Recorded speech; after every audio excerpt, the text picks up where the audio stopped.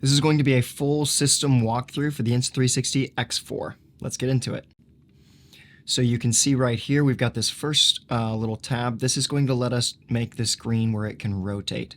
So now it will follow whatever direction the screen is. If it's vertical, it'll flip back. If it's horizontal, it'll go that way. So there you go with that. Let's go ahead and go back to vertical and continue.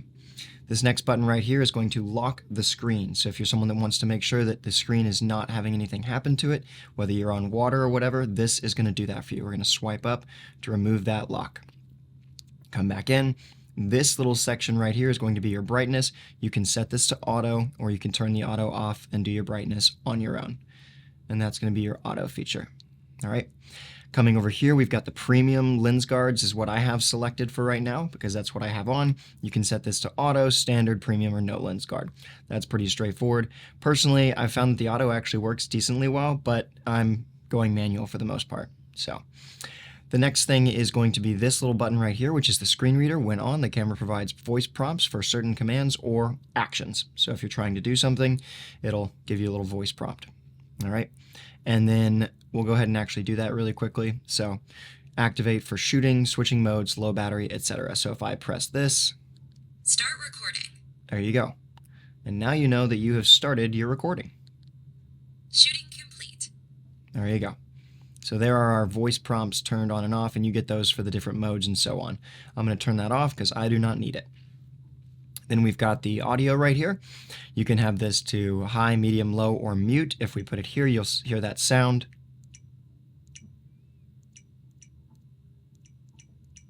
I'm going to keep it on high for the rest of this video, so hang with me. Over here, we've got this AI feature, AI Highlight Assistant. AI will will analyze video highlights during the filming for a faster editing on the Insta360 app. Camera power consumption and temperature may increase. Got it. And then I'm going to turn that off because I don't want it. Then we've got these hand gestures. Gesture control is going to allow you to do the different gestures with the camera. The palm up to start and finish recording. All right. And you have to make sure that your head remains in frame for that one. And then if we scroll down, you can do a peace sign for the photos. All right. Pretty simple there. I personally don't use those. I think they can work sometimes, but they can be a little gimmicky. And then voice control. And you've got your little voice language selection, plus you can tell it to do these specific things. So if I say take a photo, start recording, stop recording, mark that, shut down camera. And let's go ahead and run a test on that so you can hear. Take a photo.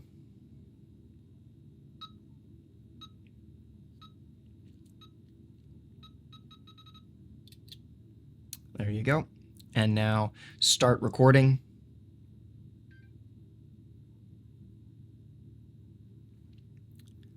Stop recording. Oh, I guess it hadn't registered yet, so now it did. And now you can see that we are in fact recording. Stop recording. There you go. I have found that this works pretty well in most scenarios, but sometimes it can be a little finicky, so I keep that turned off personally. All right. And then we've got this one right here, which is our quick capture. If you turn that on, you can set it to do whatever you want as soon as you press this button. To turn when the camera is turned off, pressing the shutter button will use the selected mode to shoot. So you can make it do whatever you want it to do when you press the record button. So it's an easy way to conserve battery life. However, I personally have found that, again, this is not something that I use regularly. I'm either just going to leave the camera on and press record when I need to, or yeah, that's pretty much it. I won't ever have it go on and off. It just takes a little bit longer to deal with, so I just keep that sucker this way. All right, we'll turn that off. And really quickly, you can customize your specs for whatever it is that you're trying to do. That could be very useful for some people. All right, and then you've got this pre-recording option, which is only available, if you see right here, when the video in active HDR, wait, we'll go ahead and hit that again, within 5.7K, 30 frames per second and below. All right, so just be aware of that. You do have this time feature, which is the timed capture. So if you turn this on, you can tell it when it's going to start recording. So this just gives you a little basic clock. We've got a duration, so you can set how long you want it to record for. We can do frequency, which would be crazy, and then you've got your shooting modes. So if you know what you're going to do, whether it's a time lapse or something like that, you can just select that and have it go through its thing, which I actually think is a really nice feature. And then we've got the image parameters you can set to whatever you want or whatever you think you're going to want. Let's go ahead and go back and turn this guy off. And now we're going to go swiping over to this section. You can see all of the other settings that are held or that the camera has. This is going to be the little LED light down here. So if I press this button or tap it, you will see that that is now gone and we can turn it back on. I think that this light is actually very useful if you're trying to figure out whether or not you're recording. So I always have that if I'm not sure. All right. Then we've got these features, which is auto wind noise reduction, stereo, active wind reduction, and direction focus. You're going to want to test those out for yourself and see which one you like the best. I found that stereo works really well unless you're like out and about running around like crazy. And I often have my really nice mic set up connected here with the DJI Mic 2. All of that is linked in the description of this video if you're looking for that kind of stuff. I'm actually going to go ahead and turn on active wind reduction just because. And then this right here, if I tap that, it'll turn it into dive case mode. Confirm removal of lens guards and blah, blah, blah. It goes that way. All right, so I confirm, and now it's gone into dive case mode. The dive case mode is enabled. Use the power button to switch between shooting modes. All right, and then you have to use their special stuff to do that. We're going to go ahead and remove, slide up, or long press the quick button to disable dive case mode. So we're going to go over here really quickly and just press this button, and that should disable the dive case mode, and now it's disabled. And now we're back over to this section. So these are the Bluetooth headphones. This is how you're going to connect your DJI Mic 2 if you need to, if you're trying to get through those settings. And then this is going to be for your Bluetooth remote, which I don't have, so I can't comment on that and its abilities. And then you've got your quick custom settings that you can pop through here if you need to. All right. And lastly, we go down into these settings. I'm on the current firmware as of like right now, so you can see this is this stuff right there. And then we will go back. The SD card is the 120 gigabyte or 128, I guess. I can't remember which one that is. This one right here, I always keep it at never auto sleep because I just turn the camera off if I don't want it on. I don't forget those kinds of things typically. Touch to activate went off. I'm not actually sure what this does. So if you do know what that feature does, could you please comment down below? I'm not exactly sure if that just means that I think that means when the screen goes off, you touch to activate, but because I don't have it on, it doesn't matter.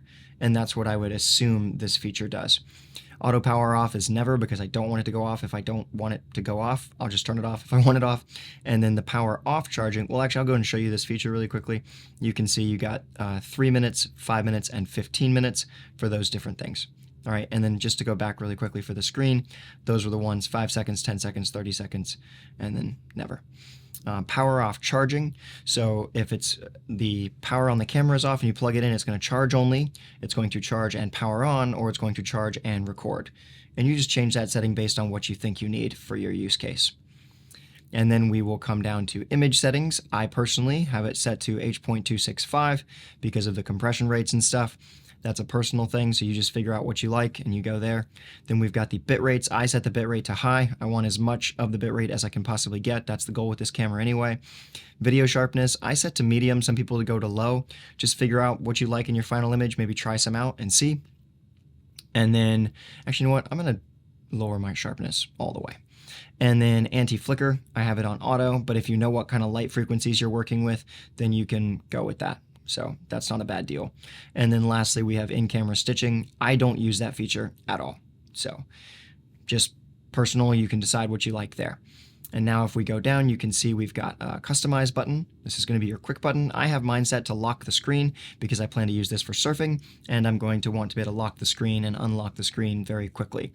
The menu button, which is this little button right here, is this thing, and I have it set to switch to single lens 360 or 360 lens. And you can have it be the power button, you can have it be take photo or record video, and you can have it switch shooting modes. And the quick button can do a little bit more. Access preset page, switch shooting modes, take photos, mark highlight point, start pre-recording, all that kind of stuff. So I might start to use that more for surfing if I decide that I want to have that pre-recording going on.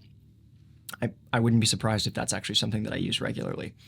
Long press the shutter button to cancel recording. That is an awesome feature. and I will always have that on. It saves so much time when you're out recording and you realize you don't need the shot. Wi-Fi settings are on auto, but this is the kind of stuff you can do if you're working with it. And then we've got the external mic gain. I've found that keeping that at 0 works really well for the DJI Mic 2. This does impact the audio if you're using a mic that plugs into the USB-C over here. It does not affect Bluetooth mics. In a significant amount of testing that I did, I could not find any impact. But when you plug into the USB-C port over here using like a DJI Mic 2 or a Rode wireless mic, that's going to be where this gain does have an impact. It's not a huge impact, but it is an impact. So be aware of that. I find that going at 0 or going lower is going to give you a better experience than going up. When it comes to the Bluetooth wake up, did I skip? Oh, I did skip that. Bluetooth wake up, I keep that turned off. That's just a personal thing again. The thermal grip cover, I do not have installed because I use this so often. However, if I didn't use this, I would keep the thermal grip cover installed all the time. And I have a video that I talk about all the benefits of the thermal grip cover that I actually really like. And then we've got obviously the language, the daytime. The gyro calibration is something I recommend doing as soon as you get the camera, and maybe like once a month or every couple months. Just take some time to set the camera down and do a calibration. You just start calibration, set the camera flat, and it'll do its thing. And then you've got all of this other stuff. The reset tutorial, which I'm not going to mess with because I do not want to reset. And then resetting the camera, I also do not want to do. So then we've got the certification stuff. So those are all of the settings for the Insta360 X4. If you swipe this way, it doesn't do anything. If you swipe down again, it doesn't do anything. If you swipe up, now we're in the actual shooting modes. If you swipe over, you're going to see video clips that you have previously filmed. If you tap this top corner, it's going to give you all the clips that you can scroll through. These are all just black because I was filming in this moment. If you tap this little area, you can see the different files that you have going on, which is nice. And then if you click this checkbox, you can now select all your files. You can delete them, store them, or download them. All right. And then if you want to hear audio or play, you can do that. You can also speed up the video by scrolling back and forth, and you can move around the video as well. So that's a really nice feature. All right. And then if you want to control any of your settings, you're just going to swipe over like this, and you can have it full auto, which is just mean the camera is going to do everything for you, or you can go manual and start to control everything. If I'm filming at 120 frames per second, or 60 frames per second, because that's what I often do, I would set this to 120 so that we've got that nice 180-degree shutter rule going on. And then we can go ahead and back out of that. Oh, and then I want my ISO as low as I can get it, so I will always check for that. But you've got some nice range here, a lot of good stuff. It is no longer ranges that they give you. They actually give you these specific sections when you're in manual mode, which is really nice. If you want to, and you're in auto mode, you can do this individually, and you can set it to like the maximum. So that's kind of nice. I like that they give us that option inside the camera, and you can set it individually. So that's pretty cool. I'm going to go ahead and set this to 800 max and just see how it does when I'm out filming. All right. And then you've got your white balance, which can also be in auto mode, or you can manually set it. You've got a range from 10,000 all the way down to 2,000. All right. And that is the auto stuff. I'm going to go back to auto for actually everything just because it's easier. So you can easily go one or the other. One thing that I don't love right now is that in order to get out of one of these, oh, there you go. You just kind of swipe over a little bit and you can get back into everything. Okay, so we're going to make everything auto now, and then that's going to take away all of those things there. The next thing is this little button right here. This guy's going to let you change the viewing angle, but when you're working with 360 video, you can change this in post anyway, but you've got mega, suitable for shooting wide, and urban scenes, vertical distortion stuff, ultra, and then de-warp. And you can figure those out as you go. The ultra one is what I use most of the time. And then the de-warp is going to have a little bit lower distortion, suitable for shots with people, such as vlogs and things like that. Okay, so those are those settings. The next thing we're going to do, this one right here is going to change the camera angle, so it goes from the back to the front. That's a pretty easy one. And then if you swipe up, you're going to get to your camera settings. We've got the 8K 30, 25 to 24 kind of stuff, and then we've got the 5.7K plus, which is better for low light and obviously a little bit lower amount of data being used. 5.7K goes from 24 all the way up to 60. 4K gets you all the way to 100, but obviously you're losing a lot of quality by that point, but you do get some nice slow motion.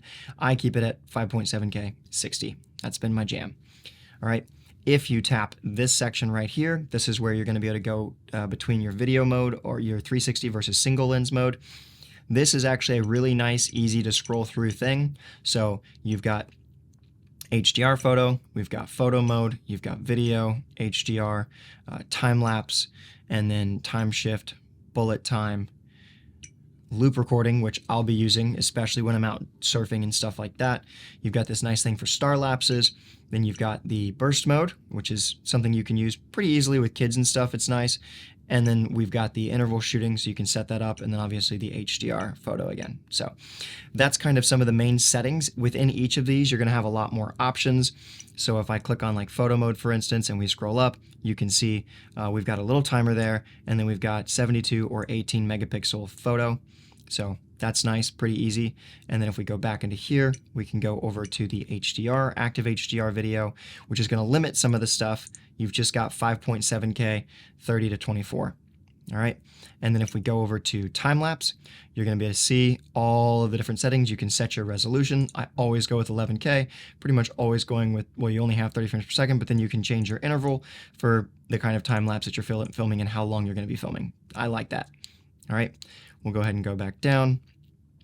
And then we've got the time shift mode, which you've got 8K, 5.7K. Those are your two options for the time shift mode. And you can go these different speeds. All right, so you've got 60X, 30X, 20X, 15X, 10X, and auto. And this is a very comprehensive video, so hopefully this is going to help a lot of people out. This is bullet time. It's got 5.7K 120 or 3K 240, and that's all you get. So just be aware of that if you're thinking about using bullet time. And then we've got the loop recording. Loop recording is going to give you some nice options. You can get the full range of shooting modes here. And personally, I would still go with 5.7K, probably 60 frames per second. And I would probably have, I guess I would just go with a 1 minute loop duration. Yeah, that's what I would do if I wasn't using pre-recording. So that's what I would be doing for the loop duration. And then let's go ahead and go over to star lapse. This is where you're going to be able to set just basic a time lapse kind of idea. And they're going to give you the different durations all the way up to 10 hours. So that's going to be your max duration. And you've got no timer up to 15-second timer on that star lapse. And then that's all you get for there. All right, so that would be your star lapse. And then if we go over, you've got your burst mode, which is going to give you 18 megapixels. You've got your timers. You got 15 p times 1 second. So burst number is 15 photos in 1 second, or 1 second in between each, and then 3 seconds and so on. All right, and those are your burst modes. So you go from 3 photos in 1 second all the way up to 15 photos in 10 seconds is what it looks like. Okay. And now we'll go back down and we're going to go to the next setting, which is the interval. And you can go ahead and go here. We've got 72 megapixel again, and then all your options up to 10 hours. All right. And then you can do those at 120. So that's basically just another time lapse, or just like the star lapse idea. And you've got your HDR photo, and then photo again, we did at the beginning. So that wraps us all the way back around. If you want to go into single lens mode, it's just going to be similar stuff. You do get the free frame option when you go into single lens mode. So if we click this, you can see we've got up to 4K. You can put horizon lock on or off, which is kind of cool.